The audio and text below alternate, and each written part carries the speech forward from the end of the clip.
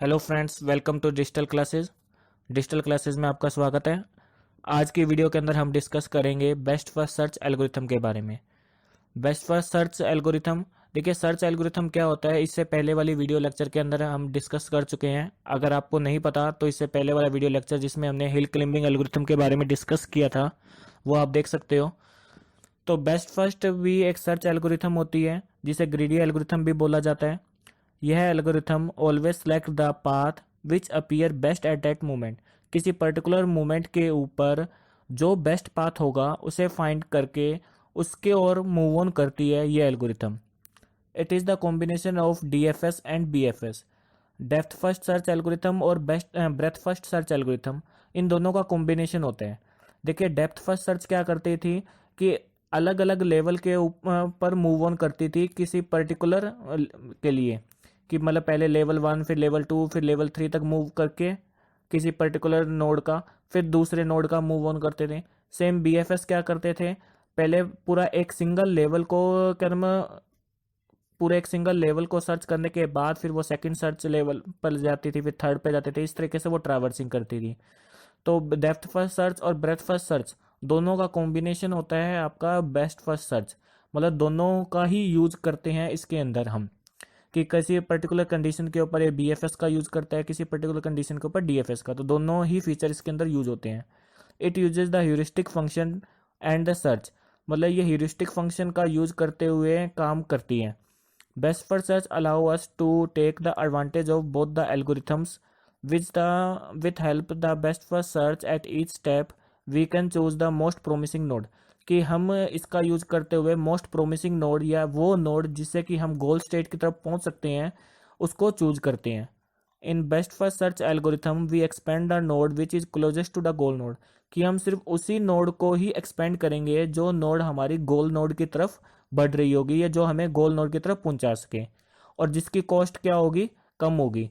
और साथ में हम किसी भी पर्टिकुलर नोड की कॉस्ट फाइंड कर सकते हैं using the heuristic function. Heuristic function क्या होता है, एच एन जिसे रिप्रेजेंट करते हैं। एच एन वो कॉस्ट होती है पर्टिकुलर नोड जिस पर अभी हम एट प्रेजेंट है उससे गोल नोड पे पहुंचने की कॉस्ट। अगर हम किसी नोड बी पर अभी एट प्रेजेंट है तो बी से goal node, let's suppose G, B से जी तक पहुंचने की जो कॉस्ट होगी that is called H N, estimated cost from node n to the goal node. The greedy best first search algorithm is implemented by the priority queue. यहाँ पर priority queue का use किया जाता है इस एल्गोरिथम को implement करने के लिए। इस एल्गोरिथम के स्टेप्स देखिए। पहले मैं आपको स्टेप्स बता रहा हूँ, उसके बाद मैं आपको इसका एक एग्जांपल बताऊंगा, आपको ये एल्गोरिथम के स्टेप्स और ज़्यादा क्लियर हो जाएंगे। स्टार्टिंग से देखते हैं। स्टेप 1 में देखिए, यहाँ पर मैंने आपको बोला कि दो क्यू का यूज करते हैं प्रायोरिटी क्यू का। एक होता है ओपन और एक होता है क्लोज्ड। ओपन के अंदर हम वो नोड्स को रखेंगे जिसे कि अभी हम प्रोसेस करने वाले हैं या कर रहे हैं, और क्लोज के अंदर वो वाले नोड्स को रखा जाएगा जिसे हम प्रोसेस कर चुके हैं। तो स्टार्ट करते हैं। Place the starting node in the open list. सबसे पहले जो भी हमारी स्टार्टिंग नोड होगी उसे किस में रखना है, ओपन लिस्ट में रखना है। देन उसके बाद if the open list is empty, अगर हमारी ओपन लिस्ट एम्प्टी है, मतलब हमने जिसको किसी भी चीज को किसी भी नोड को हमने उस ओपन लिस्ट में रखा ही नहीं, मतलब हमारे पास जो ग्राफ है वो एम्प्टी ग्राफ है, तो क्या होगा उस केस के अंदर हम अपनी जो भी ये ट्रैवर्सिंग है उसको स्टॉप कर देंगे एंड रिटर्न द फेलियर, और फेलियर को रिटर्न कर देंगे कि हमारा कुछ भी फाइंड कर ही नहीं सकते क्योंकि हमारा पास कोई ग्राफ ही नहीं है।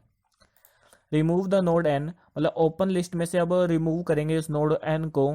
देन उसको पुट कर देंगे किसके अंदर, क्लोज लिस्ट के अंदर पुट कर देंगे। और उसके बाद which has the lowest value of H N and place it in the close list, और उसके बाद क्या कर देंगे, उसको क्लोज लिस्ट के अंदर पुट कर दिया जाएगा। Expand the node N and generate the successor of the node N, उसके बाद जो नोड एन है जिसे हमने क्लोज लिस्ट में रखा है उसे एक्सपेंड करेंगे। एक्सपेंड करके उसके जो भी सक्सेसर्स होंगे उन्हें किस में रख दिया जाएगा, ओपन लिस्ट के अंदर रख दिया जाएगा। If each successor of node N and find whether any node is a goal node और नोट, फिर चेक करेंगे कि इसके जो सक्सेसर जिसको हमने ओपन लिस्ट में रखा है क्या उनमें से कोई गोल नोड है या नहीं है। अगर गोल नोड है then the return the success, तो सक्सेस को रिटर्न कर देंगे एंड टर्मिनेट द सर्च, उसी टाइम हमारी सर्च को रोक देंगे। अदरवाइज क्या करेंगे, अगर गोल नोड नहीं है तो वापस से आगे बढ़ेंगे स्टेप 6 की तरफ। For each successor node algorithm check the evaluation function, मतलब वापस से उसकी ह्यूरिस्टिक फंक्शन की वैल्यू को चेक करेंगे। ह्यूरिस्टिक फंक्शन बोले तो एच एन और इवैल्यूएशन फंक्शन बोले तो एफ एन, दोनों एक ही बात है मतलब यहाँ पर, क्योंकि एफ एन और एच एन दोनों इक्वल है यहाँ पर। तो उसकी वैल्यू को चेक करेंगे। Then check if the node has been either in open और क्लोज लिस्ट, कि ओपन या क्लोज लिस्ट में वो नोड है या नहीं है। If the node has not been in both list, दोनों ही लिस्ट में नहीं है, then add it to the open list, तो उसे ओपन लिस्ट में ऐड करते जाएंगे। इसके बाद क्या होगा, इस तरीके से हम क्या करते जाएंगे, एक एक नोड को क्या हम प्रोसेस करते रहेंगे और प्रोसेस करके उसे फिर क्लोज लिस्ट में डालते चले जाएंगे। जो लिस्ट प्रोसेस हो जाएगी उसे क्लोज लिस्ट में डाल देंगे, जो प्रोसेसिंग में होगी अभी हमारे वो ओपन लिस्ट में रहेगी। और फिर इसके बाद वापस से स्टेप 2 की तरफ मूव कर जाएंगे। स्टेप 2 का मूव करने का मतलब क्या है कि हम चेक कर लेंगे कि अब हमारी ओपन लिस्ट खाली हो गई या नहीं हो गई, कि मतलब हमने सारे के सारे को प्रोसेस कर लिया या नहीं किया। अगर सब के सब प्रोसेस हो गई है सभी की नोड, फिर तो हम स्टॉप कर देंगे। अगर सारी प्रोसेस नहीं हुई है तो वापस से अपने प्रोसेस को कंटिन्यू रखेंगे। तो ये हमारी एल्गोरिथम थी। इस एल्गोरिथम को हम एग्जांपल के साथ समझते हैं कि हमने ये 7 स्टेप्स में किया क्या है। पहले एग्जांपल देख लेते हैं, फिर एडवांटेज डिसएडवांटेज डिस्कस करेंगे। पहले एग्जांपल देखते हैं। एग्जांपल देखिए क्या है, यहाँ पर हमारे पास एक ग्राफ गिवन है और ग्राफ के साथ में उसकी पर्टिकुलर ह्यूरिस्टिक फंक्शन की वैल्यू, कि पर्टिकुलर ए नोड से गोल नोड डेट इज जी तक पहुंचने का क्या कॉस्ट है, बी से जी तक पहुंचने का क्या कॉस्ट है, सी से जी तक पहुंचने का कॉस्ट क्या है, उस कॉस्ट की एस्टिमेटेड वैल्यू हमें यहाँ पर गिवन है। तो ये ग्राफ है। तो अभी हमें चेक करना है कि हमारे लिए बेस्ट पाथ कौन सा होगा स्टार्टिंग नोड एस से लेकर गोल नोड जी तक पहुंचने का। तो स्टार्ट करते हैं। सबसे पहला स्टेप क्या था हमारी एल्गोरिथम के, कि एस को ओपन लिस्ट में रखिए और उसके बाद एस को एक्सपेंड करके, एस मतलब स्टार्टिंग नोड को एक्सपेंड करना है, एक्सपेंड करके एस को किस में कर दीजिए, क्लोज लिस्ट में डाल दीजिए। तो यहाँ पर इन्होंने स्टार्ट किया कि एस को अब सबसे पहले क्या किया, expand the node S and put it in A close list, फिर उसे क्लोज लिस्ट में डाल दिया और एस के जो सक्सेसर थे उन्हें हमने ओपन लिस्ट में डाल दिया। पहला स्टेप हमारा ये हो गया कि सबसे पहले एस को वैसे तो हमने किस में डाला, ओपन में, फिर हाथों हाथ उसको क्या किया, उसको प्रोसेस किया, प्रोसेस करके एस को कर दिया क्लोज लिस्ट में और एस के जो सक्सेसर थे उसने किस में डाल दिया, ओपन लिस्ट में डाल दिया। अब हमारी ओपन लिस्ट में ए और बी है, ए और बी दोनों ही हमारे गोल नोड नहीं है, इसका मतलब क्या है, हमें अभी और प्रोसेस करना है इस एल्गोरिथम को। नेक्स्ट स्टेप में क्या होगा, अब ए और बी में से ऐसी कौन सी नोड है जो कि हमें गोल नोड की तरफ पहुंचा सकती है, डेट इज बी। तो अब हम बी को प्रोसेस करेंगे ना कि ए को। बी को प्रोसेस कर रहे हैं मतलब बी को फिर किस में डाल देंगे, क्लोज लिस्ट में डाल देंगे और प्रोसेस करके बी के जो भी सक्सेसर होंगे उन्हें एक्सपेंड करके ओपन लिस्ट में डाल देंगे, डेट इज ई और एफ। तो हमारा ई और एफ ये दोनों के दोनों किस में आ गए, हमारे ओपन लिस्ट में आ गए और बी हमारा क्या हो चुका है, प्रोसेस हो चुका है, तो वो क्लोज लिस्ट में आ गया। अब ई और एफ में से कौन सी नोड है जो कि हमें गोल नोड की तरफ पहुंचा सकती है, डेट इज एफ। तो फिर हम क्या करेंगे, एफ को प्रोसेस करेंगे अगले स्टेप में, मतलब एफ को हम किस में डाल देंगे, क्लोज लिस्ट में डाल देंगे और एफ को क्लोज लिस्ट में डाल दिया और ओपन लिस्ट में क्या है अभी हमारा ई और ए। हमारा ओपन लिस्ट में क्या पड़ा है, ई पड़ा है और ए पड़ा है।